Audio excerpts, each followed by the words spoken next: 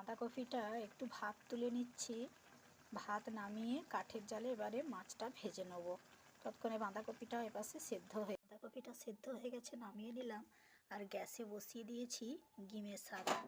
হলুদ জল দিয়ে সেদ্ধ করে কাঁচা তেল দিয়ে একটু ফুটিয়েই নামিয়ে নেব। তেলটা গরম হয়ে গেছে, মাছগুলো একে একে ছেড়ে দেবো।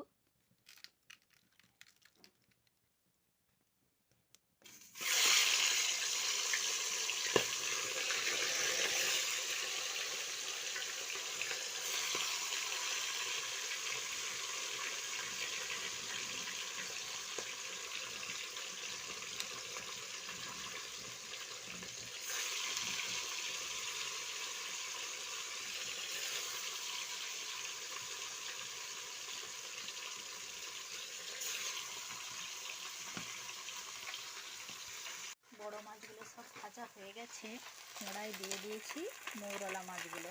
মাছগুলো সব ভাজা হয়ে গেছে, কড়াই দিয়ে দিয়েছি জিরে, কাঁচা লঙ্কা, দিয়ে দিচ্ছি টমেটো,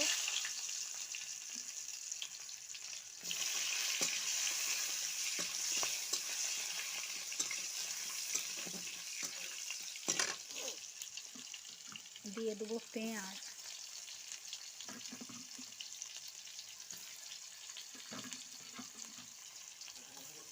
বাঁধাকপিটা মাছের মাথা দিয়ে তৈরি করব আজ। পেঁয়াজ ভাজা হয়ে যেতে দিয়ে দিয়েছি আদাটা একটু ভেজে নিয়ে বাঁধাকপিটা দিয়ে দেবো।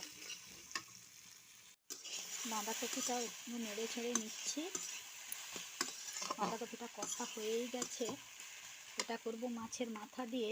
দিয়ে দিলাম মাছের মাথা ভেঙে গুঁড়ো করে দিয়ে দিলাম।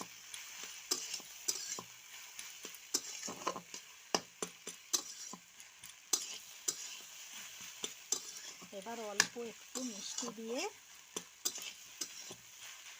নেড়ে ছেড়ে গরম মশলা দিয়ে নামিয়ে নেব।